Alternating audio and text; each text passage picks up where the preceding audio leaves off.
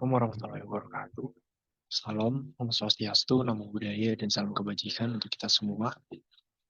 Pada video kali ini, saya Rio Yundustrian akan menjelaskan atau sedikit mendeskripsikan tentang apa itu demokrasi dan pokok-pokok pembahasan lainnya untuk mengampu tugas mata kuliah Pancasila. Langsung saja, yang pertama adalah pengertian dari demokrasi. Abraham Lincoln was said that democracy is a rule of the people, for the people, and by the people. Atau jika diterjemahkan bahwa demokrasi itu sendiri adalah suatu peraturan dari rakyat, untuk rakyat, dan oleh rakyat. Jadi bisa disimpulkan atau bisa diartikan sebagai demokrasi adalah bentuk pemerintahan di mana kekuasaan berada di tangan rakyat atau warga negara secara umum. Jadi peran penting dari suatu warga negara atau rakyat sangatlah penting untuk mendukung suatu perkembangan pertumbuhan dari suatu aspirasi-aspirasi atau ide gagasan yang telah disampaikan oleh masyarakat kepada pemerintahan. Lalu tidak hanya itu, demokrasi sendiri memiliki beberapa jenis. Jenis yang pertama saya golongkan menjadi demokrasi secara langsung tanpa adanya perwakilan. Maksudnya adalah tanpa adanya perwakilan. Jadi masyarakat atau suatu rakyat langsung menyatakan atau mengaspirasikan aspirasi atau gagasan ide mereka kepada pemerintahan langsung. Lalu yang kedua adalah demokrasi secara tidak langsung. Berarti bahwa rakyat memiliki suatu perwakilan untuk mengaspirasikan ide gagasan mereka yang telah dipilih sebelumnya oleh rakyat untuk membuat suatu keputusan politik atas nama rakyat itu sendiri. Lalu selanjutnya kita beralih ke sejarah perkembangan demokrasi di Indonesia. Seperti yang kita telah tahu atau kita telah lihat sebelumnya, Indonesia adalah negara yang menerapkan suatu konsep demokrasi pada kesehariannya. Demokrasi ini sendiri juga telah mengalami perkembangan yang sangat kompleks dan dinamis, mulai dari waktu abad ke-20 ketika Indonesia masih berada di bawah kekuasaan kolonial Belanda, lalu berlanjut pada era kemerdekaan, berlanjut pada era-era setelah itu sampai era reformasi sekarang ini. Dan berikut ini saya akan menjelaskan sedikit tentang era-era apa saja yang telah dilalui Indonesia dalam konteks demokrasinya. Yang pertama adalah demokrasi parlementer sekitar tahun 1945 sampai 1959. Sekitar kurun waktu 14 tahun. Dalam demokrasi parlementer ini sendiri, seperti namanya parlementer, berarti Indonesia melakukan suatu demokrasi atau perwakilan berupa parlemen-parlemen yang ada. Sistem ini didasarkan pada model pemerintahan parlementer Eropa, yakni bisa diartikan bahwa demokrasi ini, jenis ini, diadopsi dari demokrasi Eropa atau demokrasi luar negeri yang diadopsi kembali ke Indonesia. Lalu di mana kekuasaan eksekutif terletak pada tangan Perdana Menteri dan kabinetnya. Jadi suatu rakyat memilih Perdana Menteri dan kabinetnya untuk menyampaikan suatu ide atau kritisan dari isi kepala mereka. Lalu yang kedua adalah demokrasi terpimpin sekitar tahun 1959 sampai 1965. Dalam demokrasi ini, Soekarno berusaha, atau presiden pertama kita berusaha untuk menjadi pelopor tunggal, untuk pemimpin tunggal dalam memerintah suatu negara. Dalam arti ini negara Indonesia, di mana konsep ini, demokrasi terpimpin, juga ditemukan oleh I.R. Soekarno, presiden kita, dengan mengganti demokrasi parlementer sebelumnya Dan dalam demokrasi terpimpin ini, Soekarno berperan sebagai pemimpin tunggal yang memiliki kekuasaan yang besar dalam mengambil keputusan. Tapi pastinya dalam era ini terdapat juga uh, parlemen atau sebagai peranannya itu untuk menyalurkan aspirasi mereka. Tapi di akhir atau di hilir juga Soekarno sebagai pemimpin tunggal atau yang memiliki keputusan yang terbesar dalam memimpin suatu negara Indonesia. Lalu selanjutnya adalah demokrasi Pancasila di era Orde Baru atau yang kita kenal sebagai Orba sekitar tahun 1965 sampai 1998. Masa yang cukup panjang, masa yang jika dibandingkan dengan era-era yang lain, ini adalah yang paling panjang. Demokrasi ini bisa kita lihat atau kita bisa sadari setelah turunnya Soekarno dari kursi presiden yang digantikan oleh Soeharto. Dalam periode ini atau dalam demokrasi Pancasila ini, ideologinya adalah menerapkan konsep demokrasi Pancasila atau pandangan negara kita, yakni Pancasila dalam kehidupan sehari-hari kita. Menekankan pentingnya Pancasila, dasar negara Indonesia, sebagai panduan dalam menjalankan pemerintah dalam dan kehidupan dan berbangsa. Namun, jika kita juga telusuri secara sejarahnya, dari sejarahnya dalam era ini, kenyataannya pemerintahan Orba cenderung otoriter. Jadi demokrasi Pancasila ini lebih tertutup dengan keotoriteran dari Presiden Soeharto pada masanya.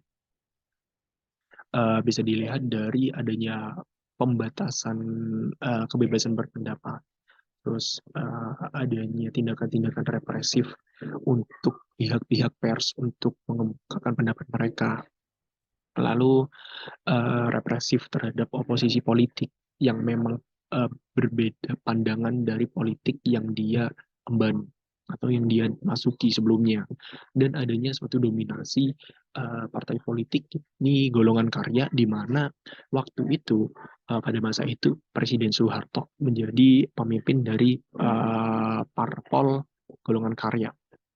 Lalu selanjutnya yang terakhir, yakni demokrasi di era pasca reformasi yang bisa dirasakan mulai tahun 1998 hingga sekarang. Demokrasi era pasca reformasi ini bisa kita rasakan mulai turunnya Soeharto sebagai dari kursi presiden yang digantikan oleh B.J. Habibie, lalu digantikan lagi oleh presiden-presiden selanjutnya hingga Joko Widodo pada saat ini. Era pasca reformasi ini ditandai dengan perubahan sistem pemerintahan yang lebih demokratis. Indonesia juga mengadopsi sistem demokrasi multi partai, di mana partai politik memiliki peran yang kuat dalam proses politik. Lalu juga lebih ada kebebasan untuk berpendapat, kebebasan dari pers untuk mengemukakan suatu berita dan lain sebagainya. Lalu pemilihan umum yang lebih bebas dan adil.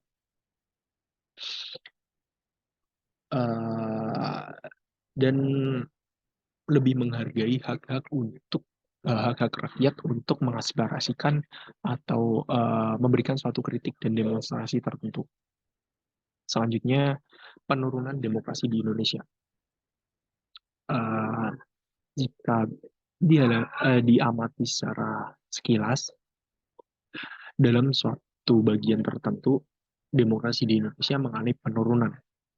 Kenapa? Yang pertama adalah korupsi dan kurangnya transparansi.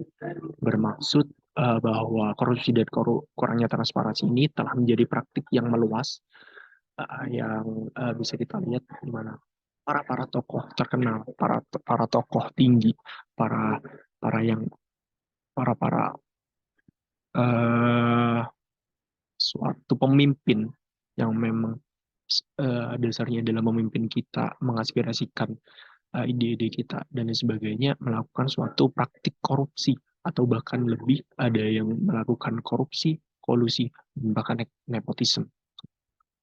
Nah, hal ini juga tidak dipungkiri karena lembaga-lembaga anti korupsi yang telah dilemahkan. Maksudnya mungkin lebih mengarah mereka diajak untuk tidak sedikit lebih dari satu atau dua konflik atau suatu permasalahan di mana lembaga-lembaga anti korupsi diajak untuk berkoalisi, untuk bekerja sama, untuk melakukan praktik-praktik korupsi dengan suapan suatu dana tertentu. Ini yang menyebabkan salah satu penurunan demokrasi di Indonesia. Lalu yang kedua, partai politik yang melemah. Partai politik yang melemah telah menjadi masalah utama di Indonesia yang menyebabkan kurangnya akuntabilitas dan penurunan kualitas demokrasi. Juga bisa dilihat dari partai politik yang terlalu uh, mengedepankan visi misi pribadi mereka, di mana untuk kepentingan pribadi, kepentingan golongan mereka, yang mana ini berbeda dengan partai-partai lain, kepentingan partai-partai lain, atau bahkan kepentingan rakyat itu sendiri. Lalu yang ketiga adalah kurangnya checks dan balance. Lamanya implementasi checks dan balance telah menyebabkan munculnya kekuatan oligarki yang membuat demokrasi di Indonesia menjadi lebih elitis dan sulit untuk ditantang. Lalu yang keempat dan yang terakhir, penegakan hukum yang tidak adil. Bermaksud bahwa penegakan hukum yang tidak adil ini sendiri telah menyebabkan kemunduran demokrasi karena telah menyebabkan kurangnya keadilan dan akuntabilitas. Bisa dirasakan bahwa hukum Indonesia pada saat ini lebih tajam ke bawah dan tumpul ke atas. Bermaksud bahwa pihak-pihak golongan rendah, pihak-pihak rakyat yang tidak tahu apa-apa, yang mereka tidak mempunyai ranah akan suatu hal atau tidak memiliki suatu kuasa atau materi yang cukup, mereka lebih tidak diuntungkan dalam segi hukum karena terasa lebih diperas atau terasa lebih uh, tidak diuntungkan dibanding dengan mereka-mereka yang mempunyai kuasa atau materi yang lebih.